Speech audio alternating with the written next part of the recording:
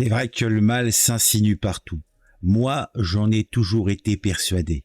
Et là, j'en ai une validation, puisque on a ce prêcheur, ce TikToker, en fait, je sais pas trop ce qu'il est, mais en tout cas, il a l'air de savoir des choses, puisque il va nous parler de la musique, il va nous parler des jeans, il va nous parler avec la voix du savoir, avec la voix de la sagesse. On l'écoute d'abord, et après, on va un petit peu regarder ce que les gens en pensent, et je vous dirai peut-être ce que moi aussi j'en pense. Alors, il y a quelqu'un qui écoute de la zik, voilà. Je vais expliquer pourquoi c'est très très dangereux.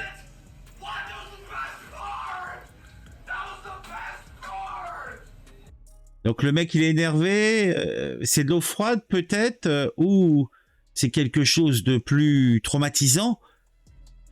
Ah, le monsieur devant il a l'air de savoir. Hein. Écoute-moi bien attentivement, si t'es une personne qui écoute de la musique dans les toilettes ou pendant qu'il prend sa douche, cette vidéo est pour toi. Je suis en contact avec un raqi, ok? C'est quelqu'un qui fait des ruqya pour des gens qui ont des djinns dans eux, tu vois, des possessions et des trucs comme ça. Et le raqi, il a dit de son expérience, quand t'es dans les toilettes et tu écoutes la musique, c'est très possible que tu te fasses posséder par un djinn. C'est plus facile pour lui parce que les djinns ils vivent dans les toilettes et ça les dérange. Tu les déranges quand tu fais des choses comme ça. Donc faites attention, écoutez pas de la musique dans les toilettes. Waouh. Donc, vous avez entendu. Si vous écoutez de la musique dans la salle d'eau pendant que vous prenez votre douche ou votre bain, ou si vous le faites quand vous êtes en train de faire vos ablutions dans les toilettes, le petit popo, le petit pipi, tranquille le chat, n'écoutez pas de musique. Parce que la musique, ça attire les djinns. Et puis c'est bien connu. La tradition du désert nous l'a toujours dit. Le djinn, il est toujours planqué dans les toilettes.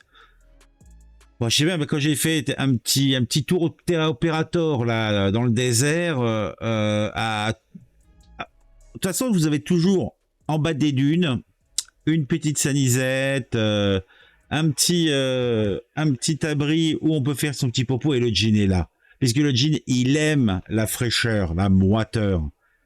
Bon, le mec est complètement barré.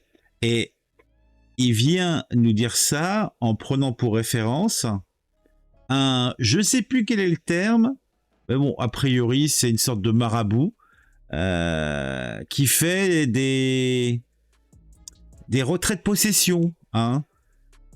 Comme qui dirait des exorcismes. Je pense que ça doit avoir un autre nom pour d'autres religions.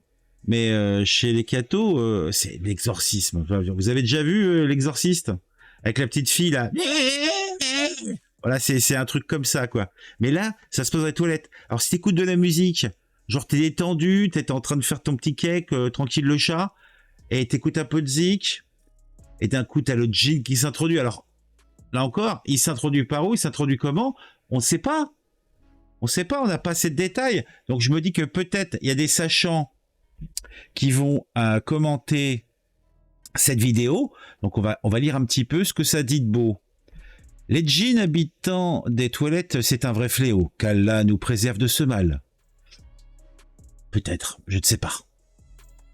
Ce niveau d'arriération devrait être géré par un internement et un suivi pointilleux. Mais non. C'est un TikToker et les TikTokers sont tous des gens sains et pragmatiques. En plus, il connaît quelqu'un dont c'est le métier, donc pensez bien qu'il a de sérieuses références. L'influenceur musulman numéro 1 sur TikTok, suivi par les 12-18, on n'est pas prêt pour la claque que nous allons prendre dès que cette jeunesse aura grandi. Ah, parce qu'en plus, ce monsieur est l'influenceur musulman numéro 1 sur TikTok. Et ben, dis donc, effectivement, ça laisse pensif, ça laisse rêveur. Donc, on fait caca sur eux. Ah, j'ai pas compris.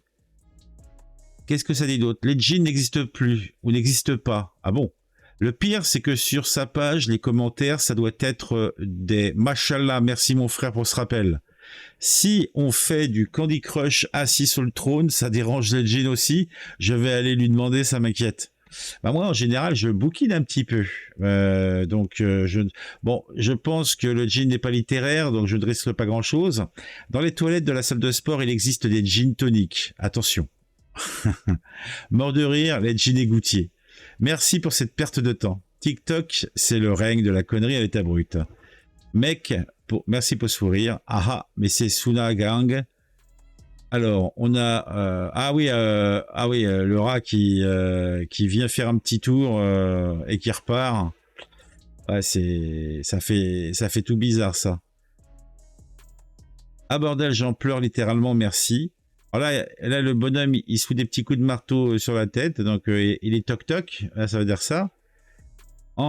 Et le plug anal, vous y avez pensé? Non, mais là, il faut être vachement cruche pour croire à ça. Tu déranges le jean avec ta musique plus qu'avec ton caca? Ouais, bah oui, c'est vrai. Donc, on a dû être... on a des êtres surnaturels capables de posséder des gens avec la magie.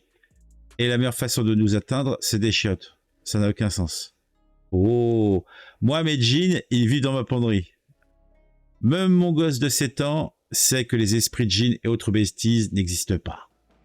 Ça parle de Rokia et ça pleure quand on les qualifie de moyenâgeux.